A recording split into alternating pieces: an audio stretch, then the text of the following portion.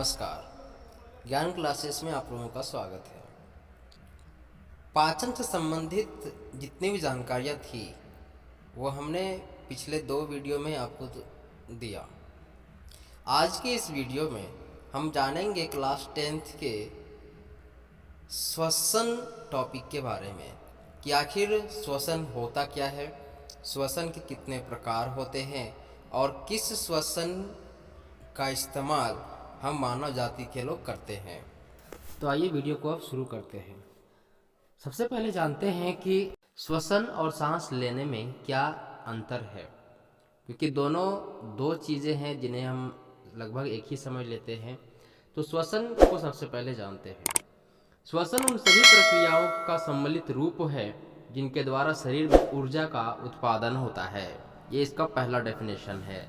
इसी का दूसरा डेफिनेशन होता है कि श्वसन वैसी क्रियाओं के सम्मिलित रूप को कहते हैं जिसमें बाहरी वातावरण से ऑक्सीजन ग्रहण कर शरीर की कोशिकाओं में पहुंचाया जाता है और जहां इसका उपयोग कोशिकीय ईंधन ग्लूकोज का ऑक्सीकरण कई चरणों में विशिष्ट एंजाइमों की उपस्थिति में करके जैव ऊर्जा जो एटीपी के रूप में होता है का उत्पादन किया जाता है तथा इस प्रकार से उत्पन्न कार्बन डाइऑक्साइड को फिर कोशिकाओं से शरीर के बाहर निकाल दिया जाता है।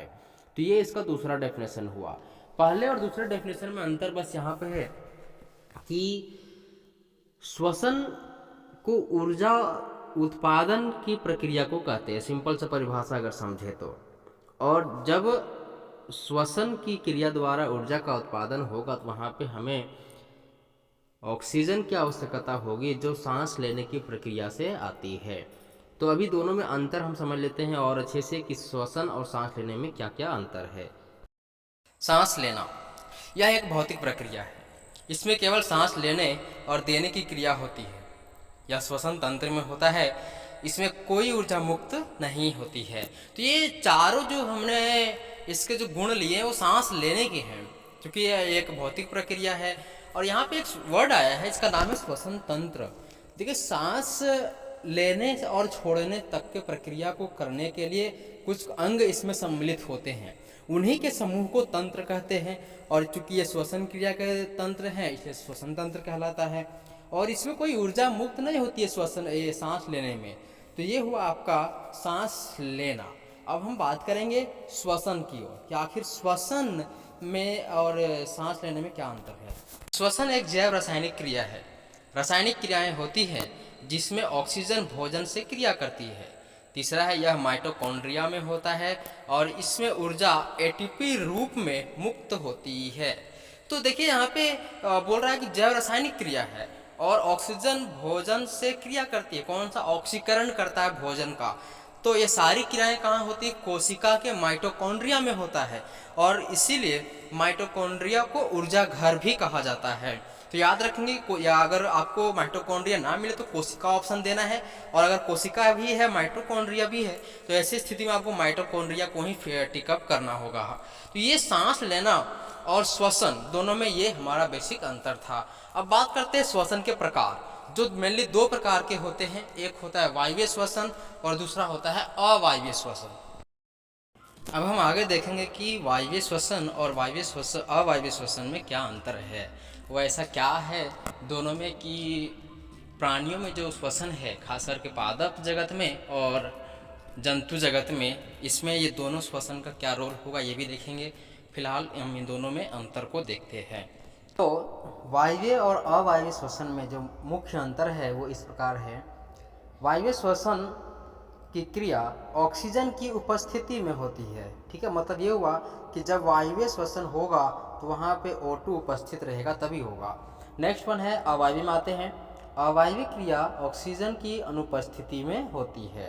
तो एक तो ये मुख्य अंतर ये हो गया कि वायवीय श्वसन ऑक्सीजन की उपस्थिति में होती है और अवायवीय श्वसन ऑक्सीजन की अनुपस्थिति में होती है। दूसरा, यह क्रिया कोशिका के जीव द्रव्य एवं माइटोकॉन्ड्रिया दोनों में पूर्ण होती है। क्या? वायवीय श्वसन जो है वो जीव द्रव्य और माइटोकॉन्ड्रिया दोनों में संपूर्ण होती है और यह क्रिया केवल जीव द्रव्य में होती है। ये जो आपकी है अवायवीय श्वसन वो जीव द्रव्य में ही पूर्ण हो जाती है।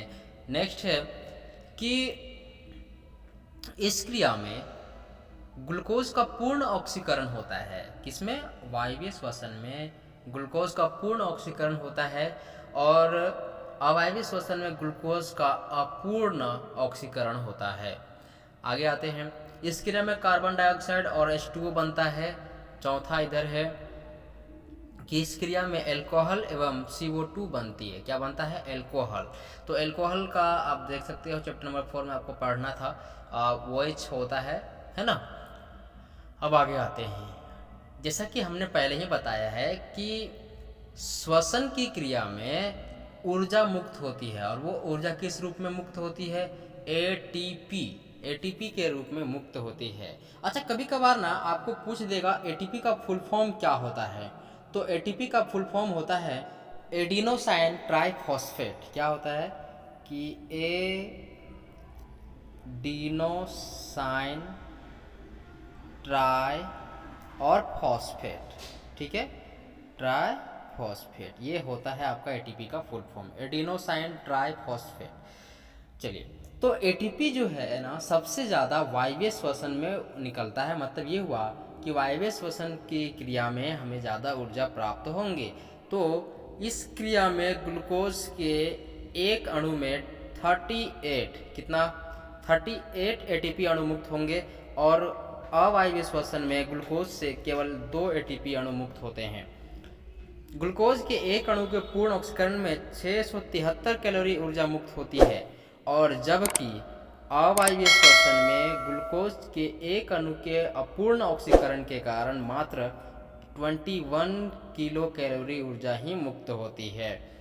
वायवीय श्वसन में जो क्रिया होती है उसको हम इस प्रकार से समीकरण में दर्शा सकते हैं, ठीक है, जहाँ पे ये C6H12O6 जो है हमारा ग्लूकोज है, कार्बन ये O2 जो है ऑक्सीजन है, प्रोडक्ट के रूप में बन रहा है कार्बन डाइऑक्साइड जल और ऊर्जा मुक्त हो रही जो कि 673 कैलोरी है।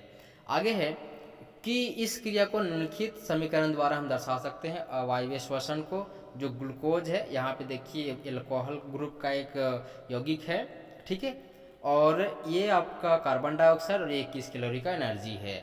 तो ये मेरा वायवीय और अवायवीय श्वसन का मुख्य अंतर था। अब यहाँ के बाद से हम लोग आगे पढ़ेंगे पादपों में श्वसन और जंतुओं में श्वसन। तो इसके लिए हम अगले वीडियो में इसको हम पूरा डिटेल से पढ़ेंगे।